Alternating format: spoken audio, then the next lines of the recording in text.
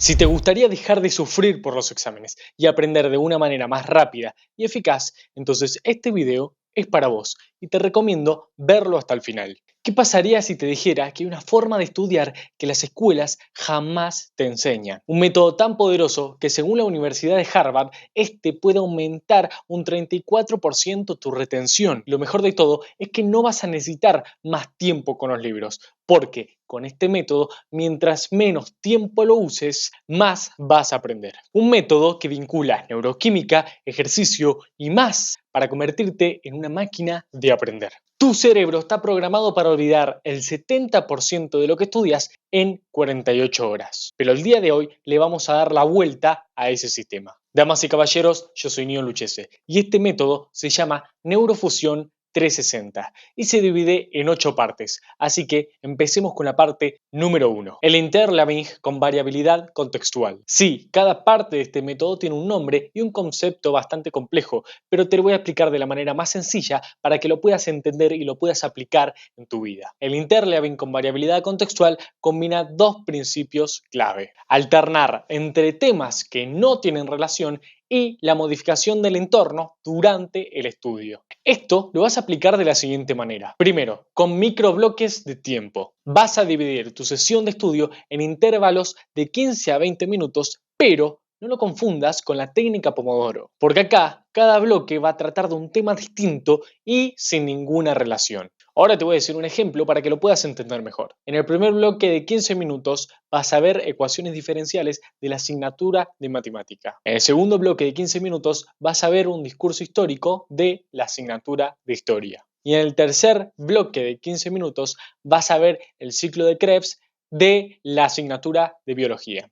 Todo esto con los temas que a vos te gustaría aprender o que tenés que aprender. No lo tomes esto literal, es un ejemplo. Para aplicar esta parte del método de manera correcta, vas a tener que utilizar también el cambio de contexto, donde no solo vas a cambiar de contenido, sino que también vas a cambiar tu entorno. Esto puede ser de tres maneras. De manera física, donde vas a estudiar un tema en el escritorio, otro en el suelo, otro puede ser en el patio y otro en una cafetería. De manera sensorial, porque vas a cambiar de una lectura silenciosa a una explicación en voz alta o incluso dibujos de diagramas. Y la última manera es la cognitiva. Vas a variar entre normalizar datos, resolver problemas prácticos y debatir conceptos. Y ahora pasemos a las conexiones forzadas, que es un elemento fundamental dentro de esta parte en el método. Vas a tratar de vincular preguntas que sean de los temas estudiados. Un ejemplo podría ser: ¿cómo influyeron las matemáticas en las estrategias geopolíticas de la Guerra Fría? Por más que no tenga sentido, esto no es un delirio. Tiene una explicación. Al alternar entre temas que no se relacionan entre sí, el córtex prefrontal dorsolateral se activa para diferenciar estos patrones, reforzando tus redes neuronales específicas y ayudando a que no te olvides lo que acabas de estudiar. El hipocampo asocia la información a los diferentes contextos. Al tener varios puntos para recordar algo, resulta más fácil después recuperarlo. De hecho, algunos estudios han demostrado que utilizar esta técnica aumenta tu retención a largo plazo en un 34%, comparándolo con métodos tradicionales donde se estudia un solo tema de largo. Ahora te voy a comentar los errores comunes que tenés que evitar y pueden surgir en esta parte del método. Estudiar temas demasiado similares o cambiar entre asignaturas que sí se relacionan, como la física y la química, puede disminuir el contraste que ayuda a diferenciar entre una información y la otra. Otro error bastante común puede ser bloques demasiado largos, como por ejemplo de 25 a 30 minutos. ¿Esto por qué? Porque se pierde la ventaja que te da alternar entre diferentes temas. Otro error común puede ser estudiar siempre en el mismo lugar o de la misma manera. ¿Por qué? Porque esto afecta a los beneficios que te da la variabilidad contextual, ya que el cerebro asocia la información a un solo entorno. Es por eso que se ve normalmente a la gente no solo estudiando en su casa, sino que también se la ve estudiando en una cafetería o en un parque. Ahora pasemos a la segunda parte de este método, la técnica Feynman en 4D. Es básicamente una versión potenciada del clásico método del físico Richard Feynman. En vez de explicar un concepto con tus propias palabras, esta versión agrega 4 partes o dimensiones que hacen que tu aprendizaje sea mucho más profundo y duradero. Estas dimensiones son simplificación extrema. Acá se trata de explicar un tema o un concepto de la manera más sencilla posible que lo pueda entender un niño de 5 años. Esto implica usar palabras simples y evitar tecnicismos. Vamos con un ejemplo explicando la fotosíntesis. Las plantas usan la luz del sol como si fuera comida. Agarran agua por las raíces para cocinar, dejando oxígeno que podemos respirar como si fuera que las hojas están soplando aire. Hasta acá es lo mismo que el método clásico y tradicional de Feynman, pero ahora es cuando mejora, con los autodiagnósticos de vacío. Después de explicar el tema de manera simple, evidentemente hay cosas que no te quedaron claras o que te equivocaste. Es por eso que ahora anotas esas dudas e investigas a fondo con artículos, investigaciones o incluso videos. Pasemos entonces a las analogías multisensoriales. Esta dimensión consiste en crear comparaciones que no solo sean visibles o verbales, sino que también involucren otros sentidos como el olfato o el tacto. Esto va a ayudar a que la información quede en varias capas de tu memoria. La última dimensión es la manipulación temporal. Vas a tratar de grabar el audio explicando el tema de manera normal y natural. Y luego vas a escuchar esa grabación, pero en una velocidad más aumentada, en 1.5. Todo esto mientras salís a caminar. Vas a estar forzando a tu cerebro a anticipar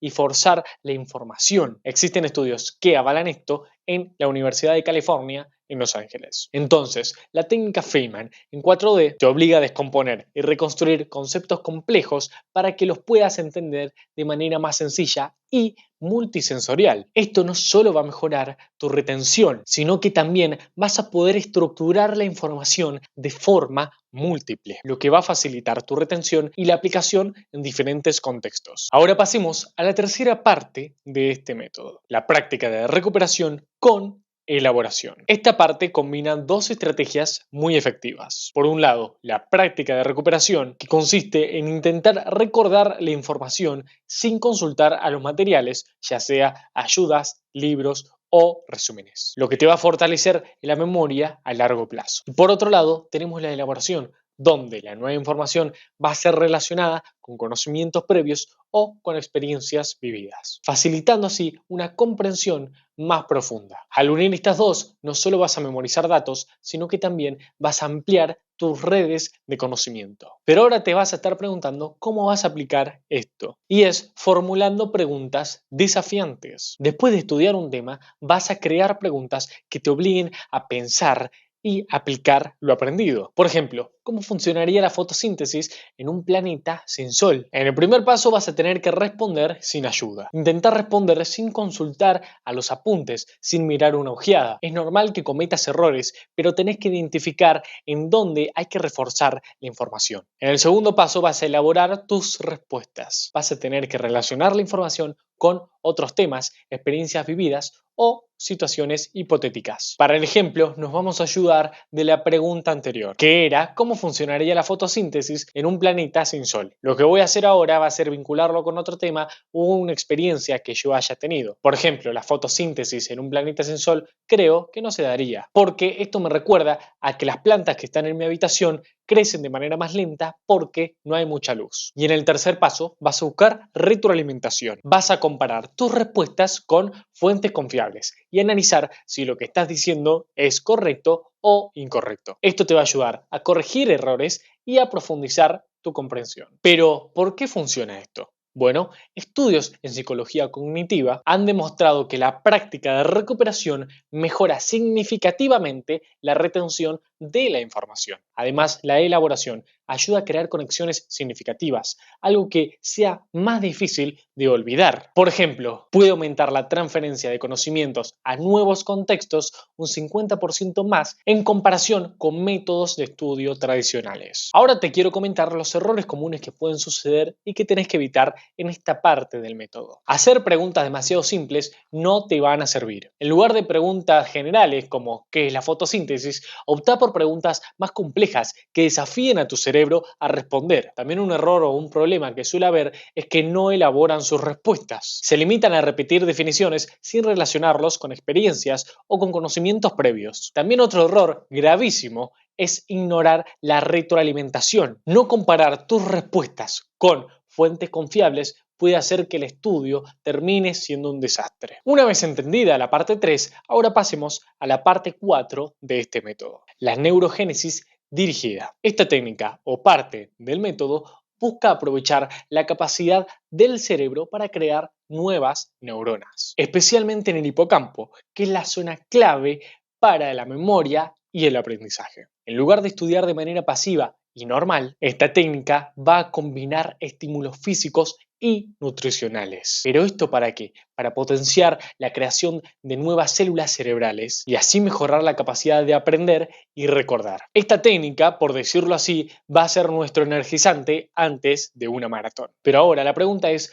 ¿cómo vas a aplicar esta técnica? Lo primero que vas a tener que realizar es un ejercicio cardiovascular intenso. Vas a realizar aproximadamente 20 minutos de ejercicio intenso. Esto puede ser como sprints o saltar la soga. La idea es alcanzar entre el 85 y el 90% de tu frecuencia cardíaca máxima. Esto va a provocar la liberación de BDNF, que es un factor neurotrófico que actúa como fertilizante para tus neuronas. Lo siguiente que vamos a realizar va a ser una suplementación post ejercicio, o sea, vamos a suplementarnos después de hacer este ejercicio. En los siguientes 30 minutos de realizar sprints o saltar la soga, vamos a tomar una taza de té de matcha. ¿Esto por qué? Porque contiene EGCG, que es un antioxidante que ayuda a proteger las neuronas recién formadas del estrés oxidativo. Y después vas a empezar tu sesión de estudio dentro de la siguiente hora. Durante este tiempo, la neurogénesis alcanza un pico y según algunos estudios, el cerebro puede asimilar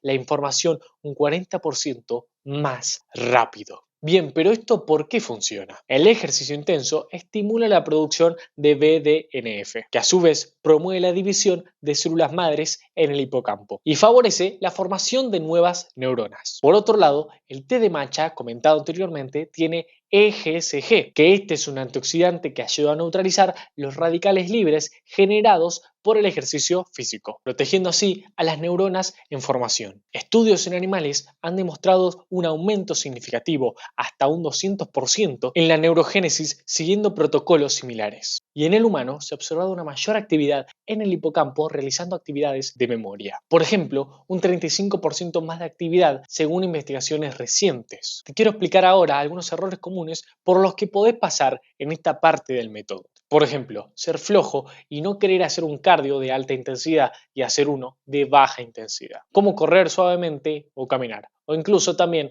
andar en bicicleta pero andar lento. Esto no va a generar la cantidad necesaria de BDNF y lo que estás haciendo es innecesario. Por más que sea sano y bueno, caminar, trotar o lo que sea, pero no es realmente para lo que queremos, que es generar la cantidad necesaria de BDNF que necesitamos. Y la única forma de alcanzarlo es realizando un ejercicio de alta intensidad. Una suplementación tardía también puede ser un error común en esta parte del método. Tomar el té de matcha varias horas después del ejercicio no nos va a servir de nada, porque el ejercicio va a estar combinado con el té de matcha. Son uña y carne. No te digo que lo tomes recién terminada la actividad, pero sí rondando los 60 minutos post ejercicio. Ahora quiero que pasemos a la parte 5 de este método, que es la repetición espaciada. Es una técnica que consiste en repasar la misma información en intervalos de tiempos crecientes, en lugar de concentrar todo el repaso en una sola sesión. Esto se fundamenta gracias a la curva del olvido de Ebbinghaus, que muestra cómo la memoria recae rápidamente si no volvemos a activar el material antes de que se borre de nuestra memoria a corto plazo. Al repasar justo antes de olvidar, reforzás la traza de memoria y la convertís en un recuerdo a largo plazo más estable. Para que funcione esta técnica vas a tener que aplicar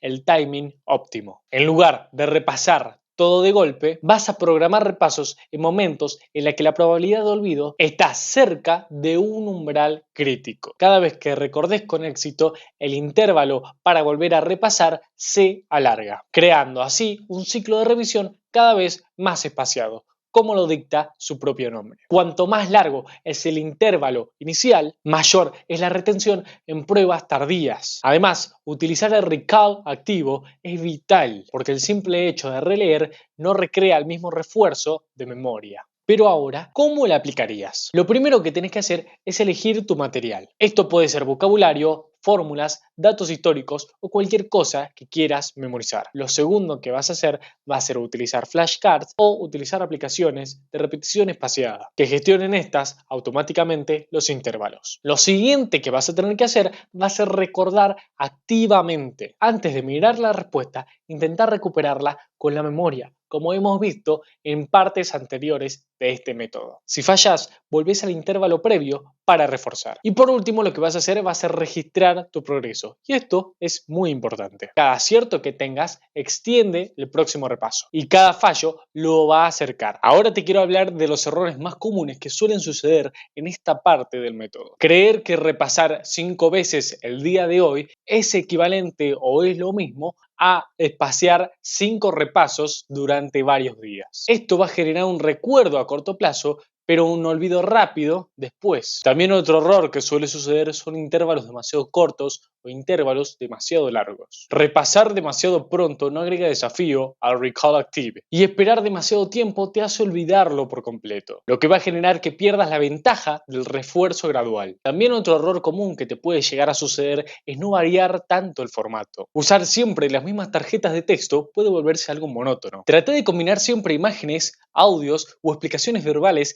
que hagas vos mismo para mejorar tu codificación multisensorial. También olvidar la revisión activa puede ser un problema. Es muy importante que entiendas esto, que releer pasivamente notas no cuenta como repetición activa. Esto no es efectivo y necesitas forzar el recuerdo. Esta parte del método funciona correctamente gracias a la variabilidad de codificación. Esto quiere decir que cada repaso en un momento diferente asocia la información con distintos contextos temporales, multiplicando así las señales de recuperación. También funciona gracias al esfuerzo de recuperación. Cuanto más costoso es recordar, más se fortalece la traza de memoria. También, al repetir de corrido, tu atención y tu profundidad de procesamiento caen, algo que el spacing evita. Ahora quiero que pasemos a la sexta parte de este método, donde tenemos la codificación dual. La mente opera con dos sistemas de codificación separados, pero interconectados. Uno para la información verbal, como las palabras o el texto, y otro para la información no verbal, como las imágenes o los diagramas. Al procesar un concepto en estos dos sectores, es mucho más fácil luego tener una memoria a largo plazo. Y esto funciona de la siguiente manera. Cada sistema puede activarse de manera independiente, pero al presentarlos emparejados, se refuerzan mutuamente. Por ejemplo, cuando lees un texto y al mismo tiempo asocias una imagen coherente, se crea como un sistema de doble anclaje en tu memoria. Esto no solo va a diversificar las pistas de recuperación, sino que también va a reducir tu carga cognitiva, ya que se distribuye el procesamiento entre dos canales distintos. Ahora te voy a explicar cómo lo vas a aplicar vos de manera correcta y para que lo puedas entender. Vamos a empezar con las tarjetas visuales, que es lo más simple de hacer. En una tarjeta vamos a escribir de un lado el concepto de lo que queremos recordar y del otro lado una imagen coherente que tenga sentido con ese concepto. También lo que vas a realizar son mapas mentales, teniendo en cuenta que lo que tenés que escribir son palabras claves y al lado iconos. También lo que puedes realizar son infografías caseras, crear el concepto y unirlo con una imagen. Esto es parecido a lo que vimos al principio, que son las tarjetas visuales,